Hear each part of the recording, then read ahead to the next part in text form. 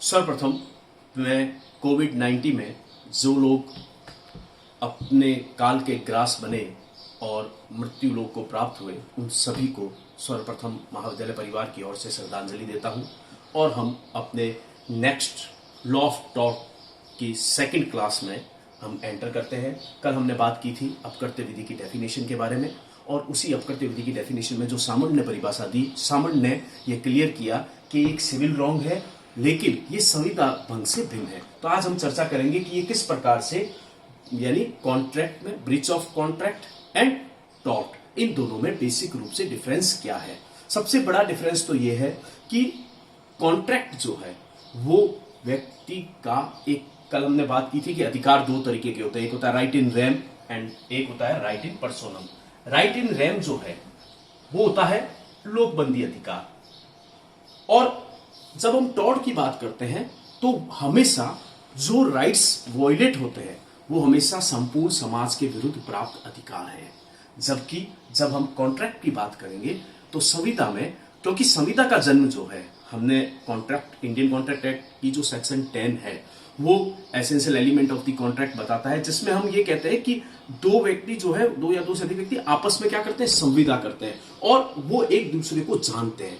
लेकिन ये rights preliminary fixed by the law नहीं है, बल्कि हम खुद उन अधिकारों को सृजित करते हैं।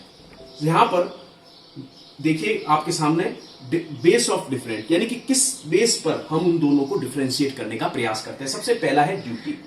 यहां पर अभी मैंने आपको कहा कि ये ड्यूटी पहले से लॉ के द्वारा निर्धारित है। जैसे हर व्यक्ति को अधिकार है कि वो अपने अधिकारों का पालन करे, लेकिन उस सीमा तक जिस सीमा से वह किसी दूसरे व्यक्ति के अधिकारों को बाधित नहीं करे, क्योंकि अधिकार और कर्तव्य आपस में सापेक्ष है, कोरिलेट है। जैसे ही हम किसी दूसरे व्यक्ति के अधिकार क्षेत्र में प्रवेश करेंगे तो ये डेफिनेटली है कि हम violation of the legal right कर रहे हैं, और जैसे ही violation of the legal right हुआ या ब्रीच ऑफ लीगल ड्यूटी हुआ तो एक तरीके से हम क्या कर रहे हैं, लॉ ऑफ टॉर्ट कर रहे हैं, मतलब टॉर्ट के लिए कर रहे हैं, यानी किसी न किसी प्रकार का अपकृत्य कर रहे हैं। दूसरी इंपॉर्टेंट चीज कि चूंकि ये राइट इन रेम है, यानी कि यदि हम टॉर्ट की बात करें तो टॉर्ट राइट इन रेम है, जबकि कॉन्ट्रैक्ट में जिस अधिकार के उल्लंघन पर हमें कंपनसेशन मिलता है वो राइट इन पर्सोनम होता है। तीसरी इंपॉर्टेंट चीज है इंटेंशन। देखिए अपकृत्य में आशय का स्थान है, लेकिन आपवादिक परिस्थितियों में कुछ इंटेंशनल टॉर्ट है। जैसे यदि हम डेफामेशन की बात करें, जहां हम किसी प्रकार का कोई ना कोई मानसिक, जैसे मेलिशियस के दुर्भावनापूर्ण तरीके से यदि हम किसी को अपकृत्य के लिए लायबल ठहराना चाहते हैं तो हमें दुर्भावना को साबित करना पड़ेगा, यानी इंटेंशन को साबित करना पड़ेगा। लेकिन इन जनरल अपकृत्य में इंटेंशन का स्थान नहीं है। लेकिन कॉन्ट्रैक्ट में किसी भी परिस्थिति में इंटेंशन बचाव नहीं हो सकता। हालांकि टॉर्ट में हम कई जगहों पर कहते हैं कि यदि दुर्भावना से नहीं है, जैसे किसी व्यक्ति को मिथ्या कारावास कर दिया है, तो यदि आपने जानबूझकर किया है और दुर्भावना है तब तो वो टॉर्ट के तहत लायबल है। लेकिन यदि दुर्भावना नहीं है तो वो टॉर्ट के तहत लायबल नहीं है। लेकिन यदि ब्रीच ऑफ कॉन्ट्रैक्ट हुआ है, चाहे कितना ही सही क्यों ना हो, उसका इंटेंशन कितना ही अच्छा क्यों ना हो, वो कितना ही गुड फेथ में क्यों ना हो, उसे लायबिलिटी चुकानी पड़ेगी। फिर हम नेक्स्ट आते हैं कंपनसेशन के बेस पर क्षतिपूर्ति। देखिए सिविल रॉन्ग है, इसलिए चाहे इंडियन कॉन्ट्रैक्ट एक्ट के ब्रीच होने की बात हो, चाहे लॉ ऑफ टॉर्ट के तहत किसी प्रकार के दायित्व की बात हो, दोनों ही कंडीशन में आपको कंपनसेशन प्राप्त करने का अधिकार मिलता है। क्योंकि सिविल रॉन्ग में हमारे पास में रेमेडियल एस्पेक्ट दो तरीके के होते हैं। सबसे पहला, हम जो हमारे राइट्स हैं उनको पुनः स्थापित करना चाहते हैं, यानी restitution of the legal right. And second one होता है, वो होता है कंपनसेशन, यानी यदि आपको कोई नुकसान हुआ है तो विधि ये कहती है कि उसकी प्रतिपूर्ति की जाए। लेकिन जब हम टॉर्ट की बात करें तो ये हमेशा अनलिक्विडेट होता है। अनलिक्विडेट इसलिए क्योंकि हमें पता नहीं होता, हम मेजर नहीं कर सकते पहले से कि किसी व्यक्ति को कितना नुकसान होगा और उसे कितना कंपनसेशन जो है वो दिया जा सकता है। दूसरी तरफ यदि हम इंडियन कॉन्ट्रैक्ट एक्ट की बात करें तो यदि वहां पर ब्रीच ऑफ लीगल ड्यूटी होता है, यानी कि ब्रीच ऑफ कॉन्ट्रैक्ट होता है, तो हमें अधिकार होता है कि हम संविदा करते समय पार्टीज पहले से ये डिसाइड कर ले कि ए और बी ने कोई संविदा की है कि यदि हम में से कोई भी ब्रीच ऑफ कॉन्ट्रैक्ट करेगा तो उसके लिए हम इतना कंपनसेशन देंगे, यानी कि 5,000 रुपए मान लो उन्होंने कंपनसेशन तय कर लिया, तो ये लिक्विडेट डैमेजेस है, यानी कि उसको पहले से निश्चित किया जा सकता है। दूसरी इंपॉर्टेंट बात, इसमें ऐसा नहीं है कि हर बार कॉन्ट्रैक्ट में निर्धारित ही हो क्षतिपूर्ति। कई बार क्या होता है, अनिर्धारित भी हो सकती है क्षतिपूर्ति, अनिर्धारित भी हो सकती है, लेकिन कॉन्ट्रैक्ट टॉर्ट में कभी भी जो क्षतिपूर्ति है वो पूर्व निर्धारित नहीं की जा सकती। फिर नेक्स्ट हम आते हैं डैमेजेस के बेस पर कि यहां पर जब हम टॉर्ट की बात करते हैं, टॉर्ट में हमेशा कंपनसेशन जो है वो किस बेस पर दिया जाता है, सिंबॉलिक है, प्रतीकात्मक है। कि आपने जैसे मान लो टॉर्ट का एक हम सामान्य उदाहरण लेते हैं कि यदि कोई व्यक्ति अपने पड़ोसी के घर के आगे कुछ कचरा फेंक देता है और एक व्यक्ति जो है वहां से गुजर रहा होता है और उसकी टांग के चोट लग गई, तो हम एक प्रतीकात्मक कंपनसेशन देंगे कि उसको जो चोट लगने से नुकसान हुआ है, वो मान लो हॉस्पिटल गया 3 दिन वो जा नहीं सका अपनी ड्यूटी पर, तो उसे मान लो 5,000 रुपए का नुकसान हुआ, तो प्रतीकात्मक रूप से उसे 5,000 रुपए दिलवाए जाते हैं। जबकि जनरल वे में जब हम कॉन्ट्रैक्ट की बात करते हैं तो कॉन्ट्रैक्ट में हमेशा रियल नुकसान, वास्तविक नुकसान को दिलाने का प्रयास किया जाता है कि यदि एक ने बी से कॉन्ट्रैक्ट किया है और उस कॉन्ट्रैक्ट को उसे किसी दूसरे से पूरा करना हो तो उसे वास्तविक क्षति कितनी हुई है उस एक्चुअल डैमेज को दिलाने का प्रयास किया जाता है। ये बेसिकली टॉर्ट और कॉन्ट्रैक्ट में डिफरेंस है।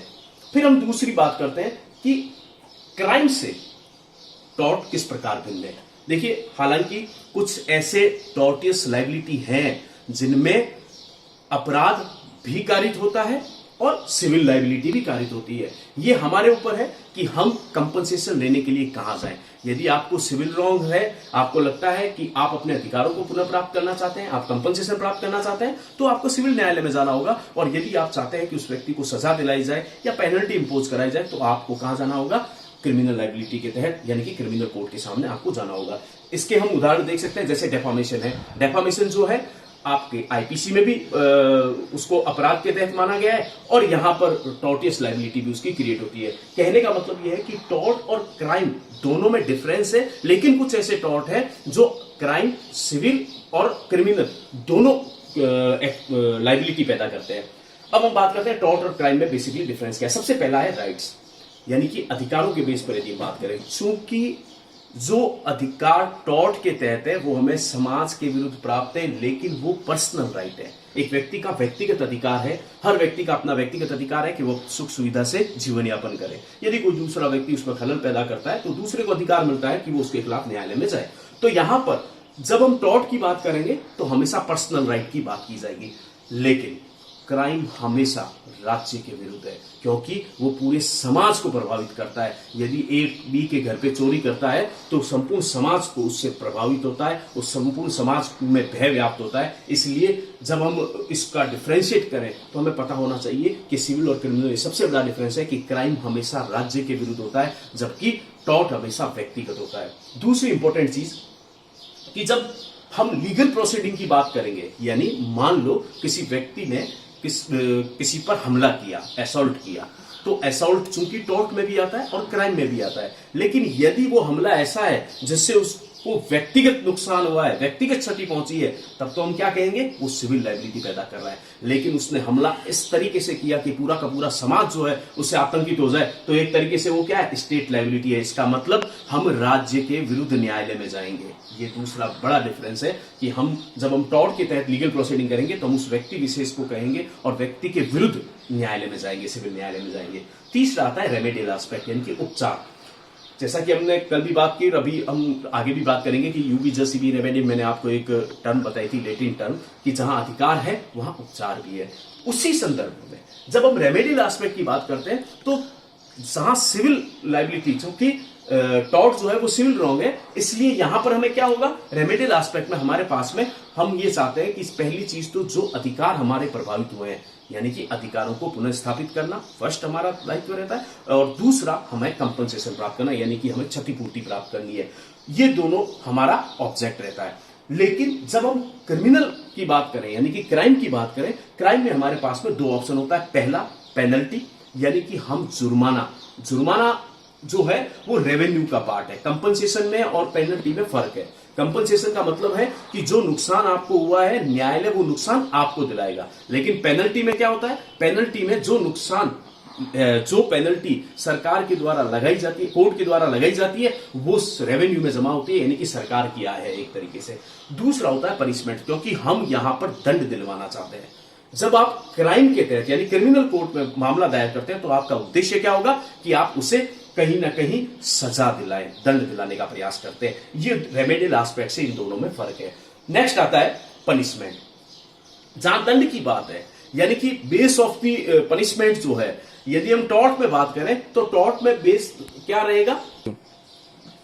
बेस ऑफ द पनिशमेंट, यानी यहां हमारा ऑब्जेक्ट क्या है? कंपनसेशन। जबकि जब हम क्रिमिनल एक्टिविटी की बात करें तो वहां दंड देने का मुख्य उद्देश्य है prevention of the crime and reformation, यानी कि अपराधी को अपराध की प्रवृत्ति से रोकना।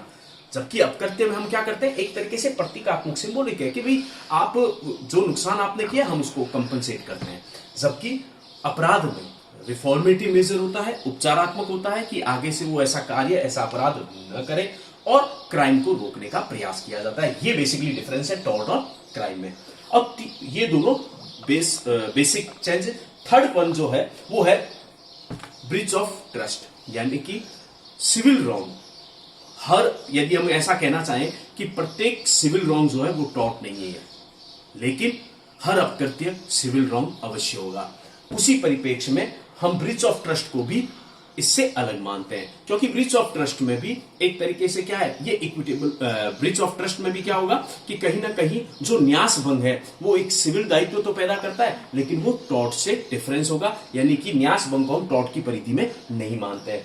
फिर अब हम यहाँ ये समझने का प्रयास करते हैं कि कुछ ऐसे एक्ट होते हैं जो क्राइम, अपकृत्य और ब्रीच ऑफ कॉन्ट्रैक्ट, इन तीनों का मिला जुला रूप है। जैसे मिसप्रेजेंटेशन ऑफ फैक्ट्स के द्वारा किसी व्यक्ति ने क्या किया कि गलत सूचना, गलत तथ्य आपको दिए और उसकी बातों पर विश्वास करते हुए आपने किसी माल को परचेज कर लिया और उसके बाद में उसको किसी तीसरे को बेच के उस पैसे का आपने उपयोग कर लिया। तो ये एक तरीके से एक ऐसा एक्ट हुआ जिसमें कहीं ना कहीं ब्रीच ऑफ कॉन्ट्रैक्ट भी हुआ, कहीं ना कहीं टॉर्टियस लायबिलिटी भी क्रिएट हुई और क्राइम भी हुआ। तो इन तीनों चीजों को हम एक तरीके से, हम कुछ एक्ट को इन तीनों में शामिल मानते हैं। इसी परिप्रेक्ष्य में जो हम नेक्स्ट जो हम इश्यू पर बात करेंगे, ये आपका एक तरीके से डेफिनेशन है कि किस प्रकार से अपकृत्य होता है और अपकृत्य किस प्रकार से अन्य क्राइम, कॉन्ट्रैक्ट और ब्रीच ऑफ ट्रस्ट से अलग है। धन्यवाद, थैंक यू।